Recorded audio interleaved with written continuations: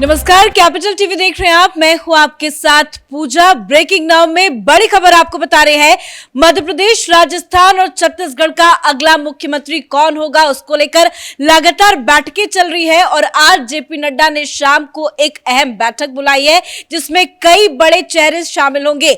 बताया तो ये जा रहा है कि किसी पुराने चेहरे को सीएम की जिम्मेदारी नहीं सौंपी जाएगी और इस बार बीजेपी किसी नए चेहरे को आगे कर सकती है। इसी के साथ बड़ी खबर आपको यह बता दें कि 10 जीते बीजेपी के सांसदों ने इस्तीफा दे दिया है, जिनका नाम आपको बता रहे हैं, जिसमें मध्य प्रदेश से नरेंद्र सिंह तोमर, प्रहलाद सिंह पटेल, राकेश सिंह, उदय प्रताप और ऋति पाठक। तो वहीं छत्तीसगढ़ से अरुण साव और गोमती साई, जबकि राजस्थान से राज्यवर्धन सिंह राठौर, दिया कुमारी और किरोड़ी लाल मीणा का नाम शामिल है। तो इसी के साथ चर्चा तेज हो गई है और बताया जा रहा है कि जल्द से जल्द सीएम के नाम पर मुहर लगेगी, क्योंकि कल देर रात तक पीएम मोदी के आवास पर भी एक बड़ी बैठक हुई थी। जेपी नड्डा भी शामिल थे। 4 घंटे तक ये बैठक चली थी और अब जल्द से जल्द नामों का भी ऐलान हो जाएगा।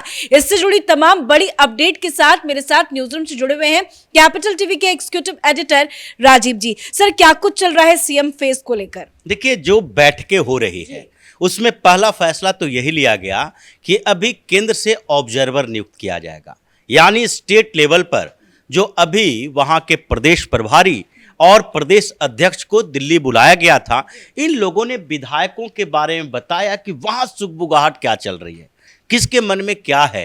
और राजस्थान को लेकर ज़्यादा लोगों की क्यूरियोसिटी इसलिए है क्योंकि राजस्थान में वसुंधरा राजे सिंधिया के घर पर जो विधायक पहुंचे और उन विधायकों की संख्या लगातार बदलती रही।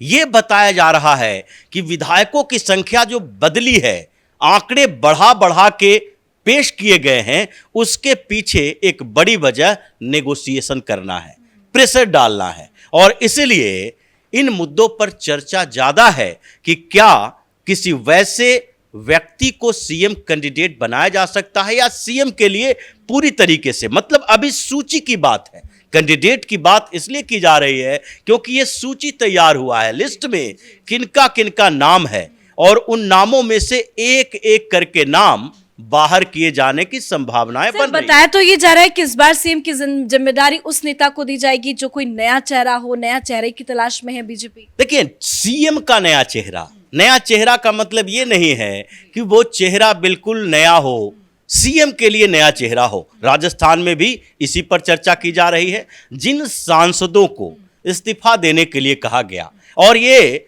बात चलने लगी कि इन सांसदों से इस्तीफा जो लिया गया है वो जरूरी है कि इन्हीं में से कोई चेहरा सामने आए, लेकिन ये भारतीय जनता पार्टी की दूसरी स्ट्रेटजी है। ये जो पहली स्ट्रेटजी थी कि सांसदों को विधानसभा का टिकट दो और उन्हें चुनाव लड़ने के लिए बुलाओ। दूसरी बात यह थी मंत्रियों को भी भेजा गया, लेकिन इसमें एक लंबी राजनीति थी, स्ट्रेटजी रणनीति जो थी कि आगे अगर भारतीय जनता पार्टी इन नेताओं को स्टेट लीडरशिप के तौर पर विकसित करे तो आगे की रणनीति हमारी सफल हो सकती है। मतलब अब राज्यवर्धन सिंह राठौर अगर सांसद हैं तो यहां पर दिल्ली में वो एक्टिव रह सकते हैं, विधानसभा के लोकसभा के सारे गतिविधियों में भाग लेंगे और दिल्ली में जब उनको आवास मिला हुआ है दिल्ली में ही रहेंगी। लेकिन जब उन्हें विधायक बना दिया जाएगा और विधायक बनके वो मंत्री बनेंगे तो राजस्थान पर कंसंट्रेट करेंगे। और अभी केंद्रीय नेतृत्व का यह मानना है कि स्टेट में जो नेता हैं उनमें से कुछ नेताओं को जो केंद्र में काम कर रहे हैं उन्हें भी स्टेट में कंसंट्रेट किया जाए, वहां केंद्रित किया जाए। और अभी 2024 मेन टारगेट है, तो इनके लिए इन लोगों को अपने राज्य में रहना जरूरी है, इसलिए ये इस्तीफा दिलाई जा रही है। इससे सीएम कैंडिडेट होने का कोई लेना देना नहीं है। लेकिन एक और बड़ी बात है, राजस्थान में एक नाम चल रहा था बाबा बालकनाथ का, उन्हें इस्तीफा देने के लिए नहीं कहा गया, वो सांसद ही रहेंगे। अगर भारतीय जनता पार्टी के पास विधायकों की कमी होती, 115 नहीं 100, 102, 105 जीत के आते तो इन लोगों से, सारे लोगों से इस्तीफा दिलवाया जाता। अभी 12 सांसद विधानसभा का चुनाव जीतकर आए हैं, लेकिन उसमें से 10 सांसदों को इस्तीफा दिलवाया गया। इसमें से एक राज्यसभा के सांसद किरोड़ीलाल मीणा हैं, राज्यसभा के सांसद हैं, इस्तीफा दिया उन्हें भी, क्योंकि मीणा की बड़ी भूमिका राजस्थान के पॉलिटिक्स में है और किरोड़ीलाल मीणा भी अपने आप को सीएम का दावेदार बता रहे थे। राज्यसभा से आप जाओ, राज्यसभा से इस्तीफा दो और जाकर राजस्थान की पॉलिटिक्स में काम करो। तो ये जो सांसदों का इस्तीफा है उसका कोई लेना देना सीएम चेहरे से नहीं। क्या माना जाए इस फैसले पे जो मुहर लगी है वो कल देर रात को जो पीएम मोदी के साथ जेपी नड्डा की बैठक हुई उसके बाद ये फैसला लिया गया? बिल्कुल, ये 4-4 घंटे तक इन लोगों ने मंथन किया, तो उसमें पहली बात तो यही हुई कि 2 दिन का और समय लिया जाए। 2 दिन में हम पहले केंद्र से ऑब्जर्वर भेजेंगे, जो कि प्रदेश प्रभारी और प्रदेश अध्यक्ष इन लोगों के साथ मिलकर वहां की स्थितियों को देखेंगे और जो विधायक किसी के पक्ष में बात कर रहा है उसे कन्विंस करेंगे अपने फैसले के लिए, क्योंकि यह फैसला तो दिल्ली में बैठकर लिया जाएगा। विधायकों का काम अपने लिए सीएम चुनना है, लेकिन उनको मुद्दे सही होने चाहिए। ऐसा नहीं कि कोई पहले से लॉबिंग करके बैठा हुआ है जिसके पास 10, 15, 20, 25 विधायक हैं, उन विधायकों को दूसरे को तोड़ने के लिए कहा जाए, ये पार्टी के लिए सही नहीं होता, संगठन के लिए सही नहीं होता। तो इस परंपरा पर भारतीय जनता पार्टी नहीं चलती है। इसीलिए हर जगह ये तय किया जा रहा है कि आगे की राजनीति जो भाजपा की होगी उन स्टेट में, उसके लिए कौन सुटेबल कैंडिडेट होगा। और उसमें राजस्थान में तो गजेंद्र सिंह शेखावत का नाम आगे चल रहा है। इस आधार पर देखें तो मेघवाल का नाम भी आगे चल रहा है। ये केंद्रीय मंत्री हैं और जब सीएम बनाया जाएगा तो किसी को इस्तीफा देना पड़ेगा, मंत्री से इस्तीफा देना पड़ेगा, सांसद से इस्तीफा देना पड़ेगा। क्या योगी आदित्यनाथ ने विधानसभा का चुनाव लड़ा था? जब उन्हें सीएम बनाया गया तो वो लोकसभा के सांसद थे और केंद्र में मंत्री भी नहीं थे।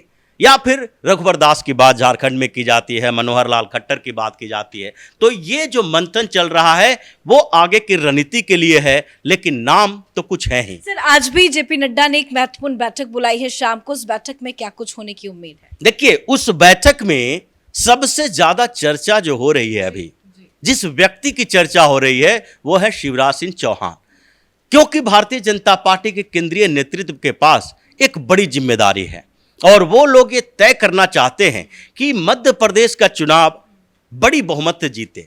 नेतृत्व तो शिवराज सिंह चौहान की थी, लेकिन वहां पर भूपेंद्र यादव ने जो इनपुट दिया कि उन्होंने कहा कि जैसे हम लोगों ने जिन जिन क्षेत्रों में, जैसे कैलाश विजयवर्गीय को जिन क्षेत्र में जिम्मेदारी दी गई थी, 60-65 लोक विधानसभा की सीटें थी, उसमें से 80% सीटें जीत ली गई। उसी तरीके से सिंधिया को जो जिम्मेदारी दी गई थी ग्वालियर रीजन की, उसमें से 75% सीटें इन्होंने जीती।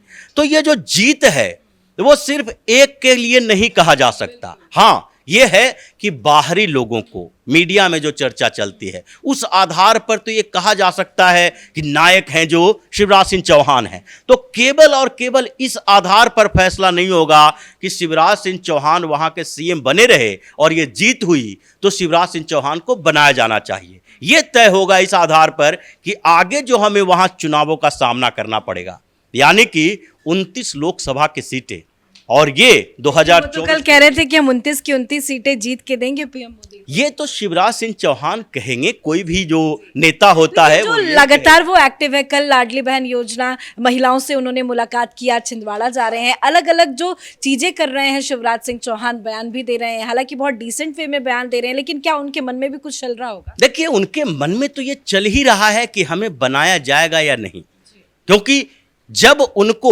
अगला सीएम का कैंडिडेट नहीं बनाया गया, उनका चेहरा नहीं रखा गया, तभी से एक कंफ्यूजन हो गई थी कि अब हमारे नेतृत्व को मध्य प्रदेश में नहीं, हो सकता है कहीं और एडजस्ट किया जाए या मध्य प्रदेश के संगठन में हम काम करें। और इसीलिए वो चाहते हैं कि एक्टिविटी कम ना हो। एक्टिविटी तो अभी भी वो सीएम है, इस्तीफा नहीं दिया है, वहां सरकार भारतीय जनता पार्टी की थी, तो इसलिए वो एक्टिविटी तो करेंगे और आगे भी वो राजनीति से संन्यास नहीं लेने वाले हैं। अगर वो सीएम नहीं रहते हैं तो भी राजनीति से संन्यास नहीं लेंगे। और ये पहली बार नहीं हुआ है, कई बार ऐसा हो चुका है। बीएस येदियुरप्पा को सीएम से हटाया गया था, फिर दोबारा सीएम बनाया गया, या कई ऐसे नेता हैं भारतीय जनता पार्टी के जो सीएम पद से इस्तीफा दिया, उनको नहीं बनाया गया, फिर बाद में उनको रिपीट किया गया। तो ऐसी संभावनाओं से कोई भी इनकार नहीं करता और इन संभावनाओं पर देखा जाना चाहिए। लेकिन जो 3 स्टेट में जितने भी सीएम की लिस्ट पर चर्चा हो रही है, चाहे मध्य प्रदेश में नरेंद्र सिंह तोमर पर ही हो, प्रहलाद पटेल पर भी हो, क्योंकि लोधियों का बड़ा वहां पर एक मजबूत आधार रहा है। उमा भारती के बाद से अभी तक उनके जो जाति से कोई बड़े नेता को सीएम तक के सफर में नहीं ले जाया गया, तो ये संभावनाएं वहां भी दिखाई पड़ रही है। छत्तीसगढ़ में आदिवासी महिला जैसे रेणुका सिंह का नाम सबसे ज्यादा चल रहा है ऊपर। हो सकता है मोदी जी सरप्राइज दे दें और रेणुका सिंह के बदले लता उसेंडी को बना दें, या ये जो तीसरे आदिवासी लीडर हैं उनको बना दें। लेकिन ये संभावनाएं चल रही है तीनों जगह पर। जल्द 1-2 दिन के अंदर एक एक करके, जिसमें राजस्थान का नंबर पहला लग रहा है कि वहां सबसे पहले सीएम की घोषणा हो। धन्यवाद सर अपडेट के लिए। तो अलग अलग बैठकें चल रही है, मंथन चल रहा है और बताया जा रहा है कि 1-2 दिनों के अंदर सीएम के नाम का ऑफिशियल अनाउंसमेंट हो जाएगा। हालांकि लगातार चर्चाएं चल रही हैं। कल देर रात तक पीएम के आवास पे भी लंबी बैठक हुई। आज भी जेपी नड्डा ने एक बड़ी बैठक बुलाई है, नामों पे मंथन चल रहा है। जीते हुए सांसदों से इस्तीफा भी ले लिया गया है। ऐसे में बीजेपी अपनी रणनीति के साथ आगे बढ़ रही है, पर एक अलग सा नाम लाके बीजेपी सरप्राइज भी देख सकती है। देखना होगा कि कब बीजेपी किन किन नामों पे ऑफिशियल अनाउंसमेंट करती है। इस बड़ी खबर में मेरे साथ फिलहाल इतना ही। कैमरा पर्सन अशोक के साथ मैं पूजा, कैपिटल टीवी।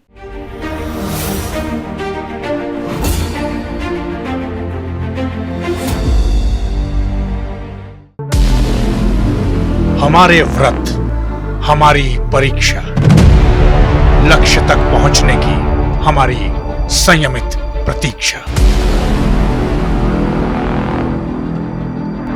हमारे छठ से और हमारे हठ से पूरी दुनिया वाकिफ है। हमें विकल्प पर नहीं, अपने दृढ़ संकल्प पर अटूट विश्वास है, क्योंकि हार हम मानेंगे नहीं और विपरीत परिस्थितियों पर प्रहार हम छोड़ेंगे नहीं, जब तक हमारी जीत सुनिश्चित नहीं हो जाती, क्योंकि हम बिहार से हैं।